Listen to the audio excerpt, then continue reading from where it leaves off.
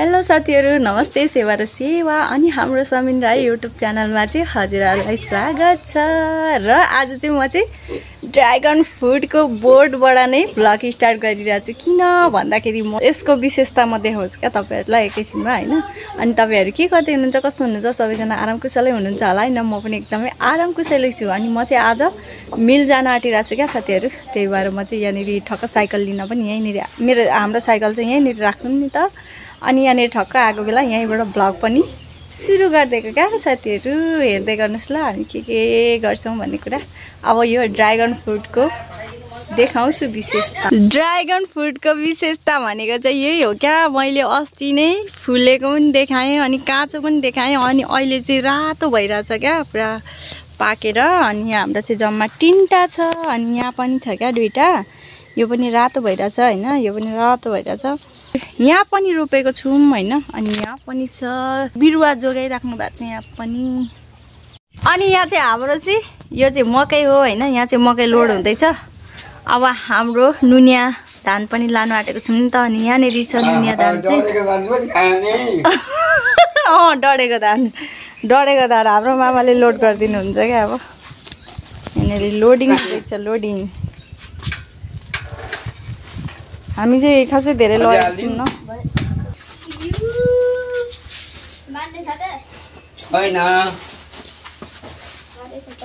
डढेको धान अरे मामा, यो डढेको धान त फेरि यस्तो खानु मजा आउँछ नि है।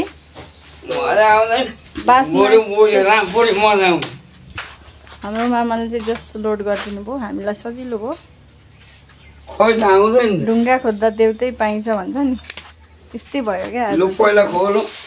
लोडिङ हुँदैछ हाम्रो धान। अलिकति मकै अलिकति धान लगेको क्या साथीहरु। यो सुँगुरको लागि थोरै मकै हैन। अनि त्यसपछि यो डढुवा धान अरे क्या। यहाँ हाम्रो मामाले भन्नुभएको चाहिँ यो डढुवा धान पनि लाँदैछु म अलिकति।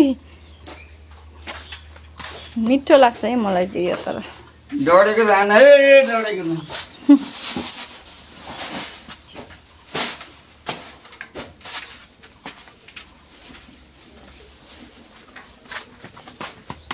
डढेको धान अरे बाबा।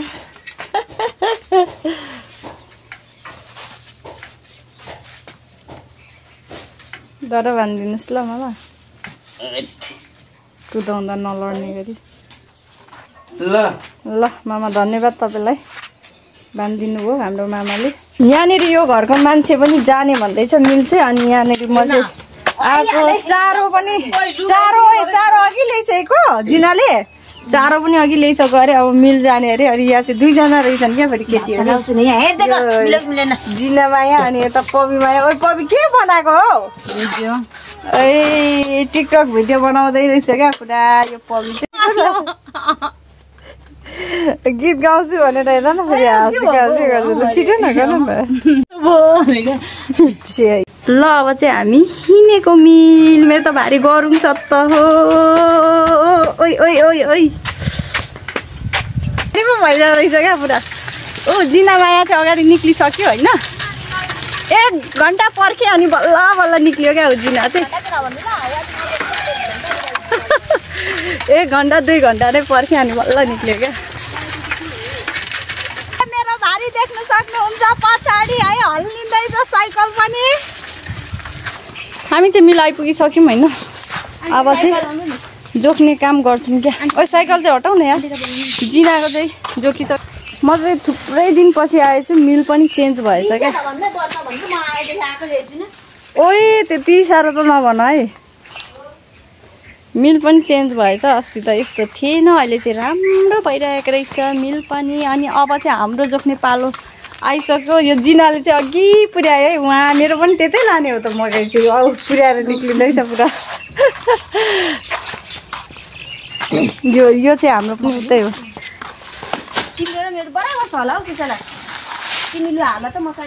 हाम्रो बोडा 2टा छ यार त्यहाँभित्र। बोडा क्या बोडा 18 छ। अब यो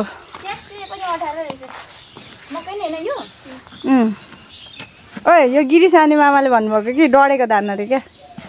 मेरो चाहिँ डढेको धान हो है आन्टी मेरो डढेको धान हो कति केजी भयो जिना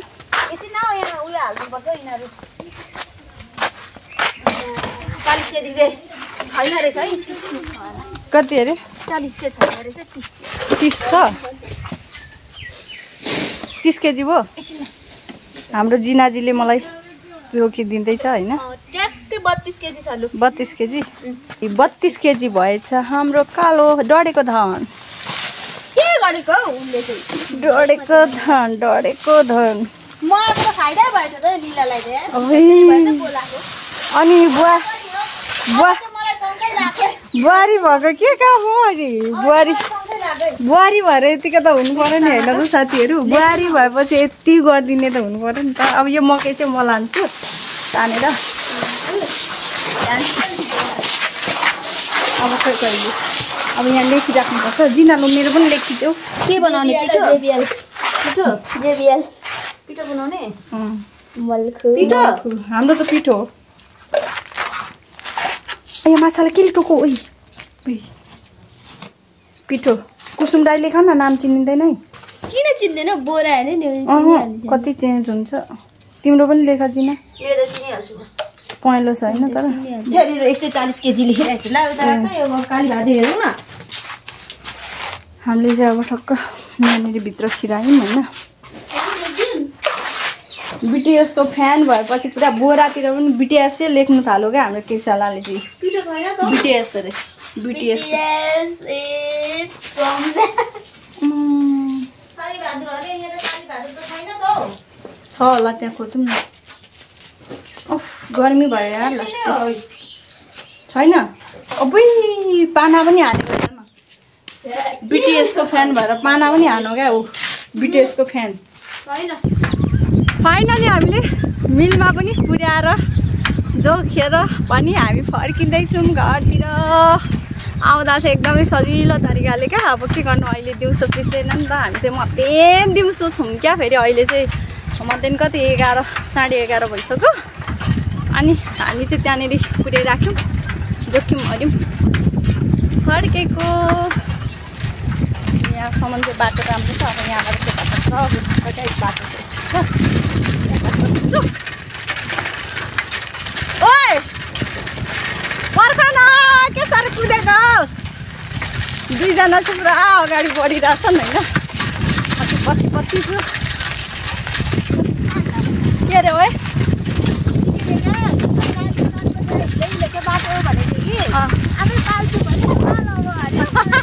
हो र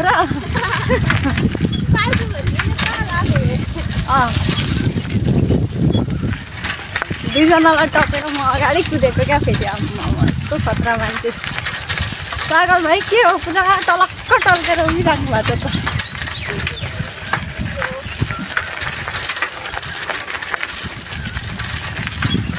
आज चाहिँ धन्न खासै घाम चर्को चाहिँ छैन कि हावा पनि चलिरहेछ शीतलै छ भनौँ न आज चाहिँ त्यही भएर हामी मिल पनि गयौँ ओ मामा ल यहाँ चाहिँ फेरि हाम्रो भाइहरूले चाहिँ हाम्रो एकदमै हेन्सम भाइहरूले चाहिँ यहाँनिर दबाई लाउन लाग्नुभएको रहेछ होइन यो के को दबाई चियापत्तीको दबाई यो झारमरे दबाई ठडै हुन्छ हाम्रो टुम्बासिरी हो फेरि अब हाम्रो दादा फेरि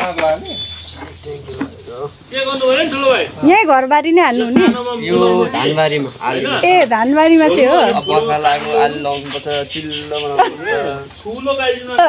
अनि अरू चिल्लो बनायो भने एकदम चट्ट देखिन्छ अनि अरू अझै छ केही बाँकी भन्नु धान रोप्ने मान्छेहरू चिप्लिने बनाइदियो ओहो ल अब जाने त होइन यो त फिँचै फिँच छ त अनि साबुन जस्तै फिँचै फिँच पो आउँदो रहेछ यो हाम्रो आन्टीजीले चाहिँ भाडा मोल्दै हुनुहुन्छ फेरि यता ठक्क हामी चाहिँ मिलबाट पनि घर आइसक्यौँ होइन अनि मेरो चाहिँ यहाँ निम्बु पानी छ क्या अब निम्बु पानी खानु पर्यो ल भाडामै मुख गाडेर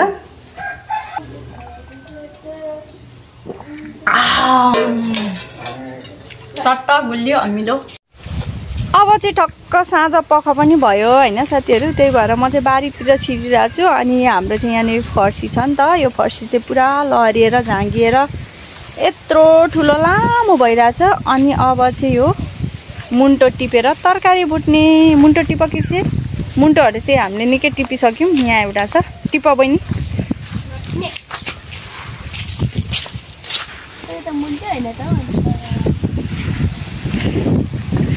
मुन्टो चाहिँ हाम्रो कृषला बहिनीले टिप्दैछिन् होइन। खोजी खोजी टिप्नु पर्ने, अहिले सक्यो नि त, अहिले सक्दै गयो नि त, त्यही भएर क्या।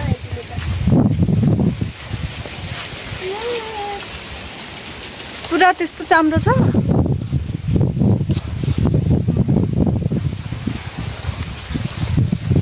बेलुकाको लागि सब्जी, अब बेलुका पनि भयो नि त। अब दिनमा चाहिँ अब यसो मिलसिल गइयो होइन। त्यसपछि अब बेलुकाको लागि चाहिँ तरकारी पुग्यो। बुके जस्तै छ त यो त, बुके जस्तै बुके दिएको हो। अब चाहिँ हाम्रो फर्सीको मुन्टोहरू पनि सबै सक्यो होइन। खानासम्म पनि खाइयो, मजाले खाइयो नि त खाना पनि। अनि पाटा चाहिँ छ है त्यस्तै।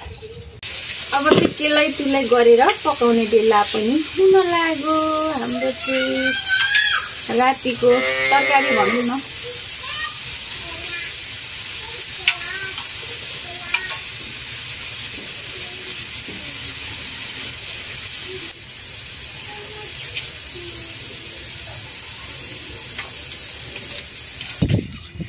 अब चाहिँ रातिको खाना बसाल्ने टाइम पनि भयो। हामीले सब्जीहरू चाहिँ टिपेर केलाई त्यसलाई गरेर रेडी गरिरहेको छौँ होइन। अनि अब आज चाहिँ म चाहिँ कुकरमा खाना बसालिदिनु पऱ्यो क्या। सधैँ चाहिँ भड्डु भाँडामा बसाल्थेँ भने आज चाहिँ कुकरमा। अनि कुकरलाई पोत लाउँदैछु। पोत होइन क्या, यो पाउडर लगाइदिएको क्या। कुकरलाई चाहिँ पाउडर, कालो पाउडर। आज चाहिँ मेरो भात बेग्लै किसिमको हुनु आँटेको छ क्या। किन भन्नु न, आज चाहिँ मेरो खानामा चाहिँ यो के भन्छ, पहेँलो सुन होइन अनि सेतो चाँदीको भात पकाउनु आँटिरहेको छ क्या। आज चाहिँ मिक्सकट खाना छ क्या मेरो चाहिँ, सुन र चाँदी मिसिएको। दामी हुन्छ नि। तपाईँहरूलाई मनपर्छ पर्दैन होइन, मलाई चाहिँ मनपर्छ।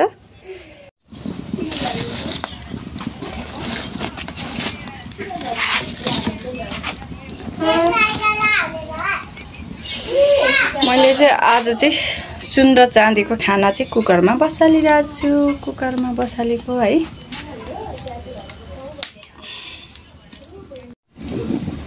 दन्दनी आगो चाहिँ लागिरहेछ खानामा। अब चाहिँ फर्सीको मुन्टो पकाउनलाई रेडी भएको हामी।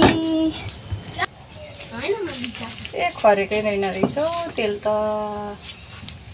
फर्सीको मुन्टोमा चाहिँ फेरि यो लसुन र मसला अनि खोर्सानी भए चाहिँ पुग्छ क्या। म चाहिँ यति नै लाउँछु, धेरै मरमसलाहरू लाउँदिनँ है म चाहिँ।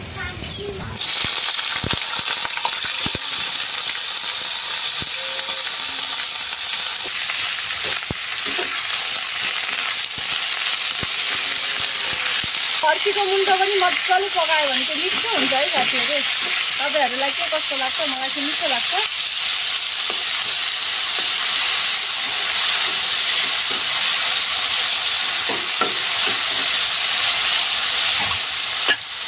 मैले चाहिँ भित्र तरकारी बसालिसकेँ होइन। अनि यहाँनिर खाइसक्यो, दुध खाइसक्यो कि खाइसकेको थियो। बाछा पनि लाउनु पर्ने भयो। ठक्क यहाँनिर हाम्रो मामाले चाहिँ गाई दुइदिनु आँट्नु भएको छ होइन। एकदमै गाईले चाहिँ पुरा हेरिरहेछ। मेरो चाहिँ हात काटिरहेछ अनि मेरो चाहिँ एकदमै दुन नभएर यहाँ मामाले दुइदिँदै हुनुहुन्छ।